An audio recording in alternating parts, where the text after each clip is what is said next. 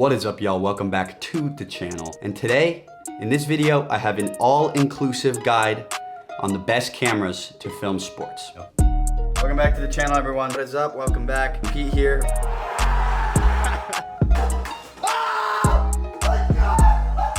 Welcome back to the channel, everyone. My name is Pete, live content producer for Major League Baseball, and I've never done a video like this before. I wanted to do a simple, straightforward, best cameras to film sports video here for y'all to provide some value and help y'all in the camera buying process or camera upgrading process. So I'm gonna kind of show you how I'm gonna lay out this video right now. I'm going to do 3 sections. There's going to be a budget section, and then there's going to be a mid-level section, and then a very professional high-level section. I'm going to spend more time on the budget and mid-level than I am the professional, because if you are watching this video, I am assuming that you are in the market for your first camera or maybe your second camera. The budget stuff is usually what people start out with. Maybe you're a beginner. So we're gonna do it like that. And also I wanna preface this entire thing with all of these cameras come from my past experiences in the professional world. And I obviously have not used every camera possible. So like if you have other suggestions that you might think are better in your past experiences, drop them down in the comment section below. We are all trying to help each other here. Help someone out if you think there's a better option that I did not mention. So starting in the budget section here, I don't really have a tangible price. You're gonna have to spend a couple $100 to get a nice camera. So the first camera that I always tell people to get, or first cameras, I suppose, are the Sony a6300 to a6600. Now, these are a very small crop sensor camera. It's made by Sony, obviously. They shoot 4K. The 6400, I think, has a flip-up screen. I did not use when I started on my a6300. The a6300 is what I started on. These cameras tend to have worse battery lives, but they do come in at a price that's pretty affordable. Anywhere from like, you know, you can get used ones from like 900 to like 1,500 bucks now, and I'm sure you could even get them cheaper. But these go great with the Sony lenses. Like I said, they shoot 4K and they all shoot 120 FPS in 1080, which is great for you who want to shoot sports. It is what I shot Georgia games on. It's what I shot DC United games on. I shot a lot of stuff on this camera back in the day, and I vlogged a lot with it too. It has some overheating issues as well, so know that if you're gonna be shooting outdoor sports. But overall, every time someone asks me this question, what camera should I get, I always point them to this direction. Actually right now, and I'm not trying to plug myself, you can see the dust that's coming off this. I have an a6300. This is my a6300 that I started with. You can see how small it is. It has a Rokinon 12mm prime on it. Some crappy like $200 lens, but if anyone wants this, hit me up in my Instagram DMs. I'm willing to sell it for a very, very affordable price. So 2 more budget cameras, and I'm gonna kind of keep it consistent at 2 to 3 cameras per section here. This next one is the Panasonic G7. It is very outdated. I think it was around 2015 when it came out, but it shoots 4K, and that's the main reason I put it on this list, because I feel like now 4K is the standard, and it's probably not very good 4K, to be granted. I've never used this camera, but it is very cheap. And if you're looking for a very cheap option that gets you 4K at least, I think this one comes in around 700 bucks, and you could probably find it for cheaper. The thing with Panasonic cameras is the lenses are often tough and they're weird focal lengths. They're not very good, but that's a problem you can work around, especially when you're just starting off and you just want something to get you in the door. This is like the very, very budget option of these 2. So the last camera in this budget section is another Panasonic camera. It is the Panasonic GH5. Now this camera I think is about 4 years old, 2018, 17, I can't remember. We used it at Georgia for baseball and softball a lot. It's a great camera. It shoots 4K 60, and you can get this camera for like 1,300 bucks, which is ridiculous. Back in the day, I remember it was one of the first consumer cameras that was affordable that you could shoot 4K in a higher frame rate at. So I always loved using it. All my bosses at UGA bought one, and it was fantastic. Highly recommend this camera. It's great. You can get past the lens problem with Panasonic, like I said. You can get an adapter or something if you want to spend a couple $100 extra bucks. Or just get Panasonic lenses. There's no shame in that. It also has an articulating screen, which is a big deal, I know, if you're a content creator. And the photos are pretty good. I think it sensors like 16 megapixels. Don't quote me on that. Battery life on these Panasonic cameras is usually pretty solid as well, and the overheating issue that I mentioned about the Sony does not really occur in these Panasonics. So moving on to the mid-level, these mid-level cameras are going to be a little more expensive, a little more professional. They're gonna be full frame for the most part, and if you don't know what full frame is, it's gonna use the whole sensor, and some of those budget cameras that I mentioned are APS-C, which means it's a crop camera, means it's only gonna use that center part of the sensor, which takes away a little bit of detail and reduces your megapixels a little bit there. But the first camera that I have is a camera that I have used extensively throughout my professional career and also on YouTube. And you guys know this if you watch my videos. It's a Sony a7 III. I believe now it comes in at 1,500 bucks.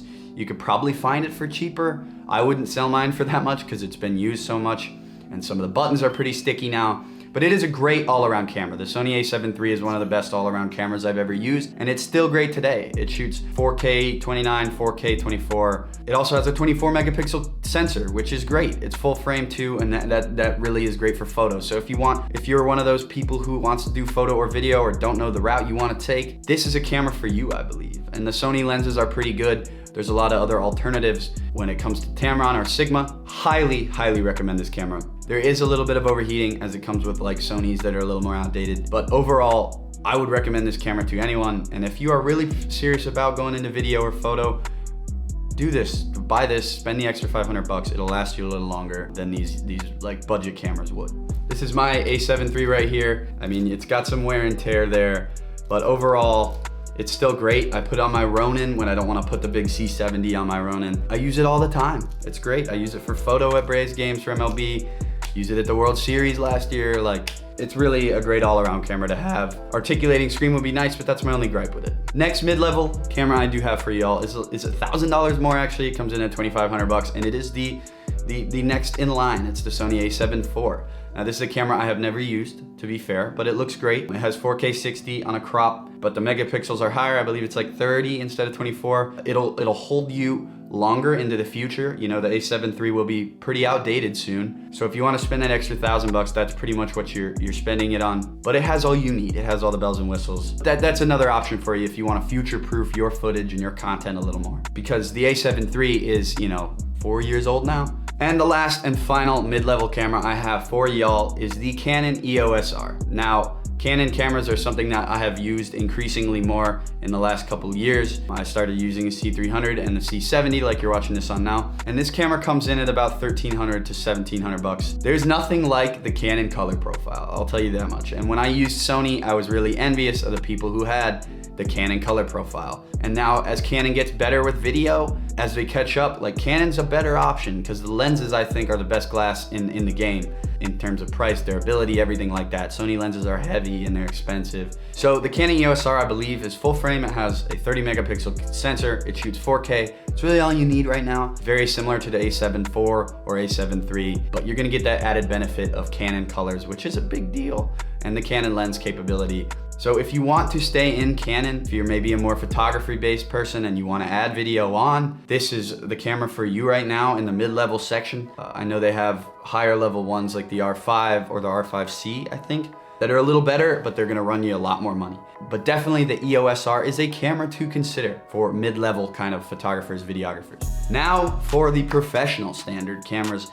These I recommend only for people who have already mastered the mirrorless or the DSLR camera. And I have two for y'all, and I know there's an infinite amount of possibilities. I haven't used any REs, I've used Reds, but these are, from my experience, my favorite. So the first would be the Sony FS7. Comes in at around 7,500 bucks. It shoots in a million different codecs. You have 4K RAW and 2K RAW. I believe it shoots 180 frames per second as well at 1080, and it also shoots 4K 60, I think. You can also mount this in multiple different ways. It can be used in a studio setting. You can mount it on your shoulder, which is what I did at DC United a lot. And I love this camera when I used it at DC United. That's where I used it the most. I also used it at Georgia.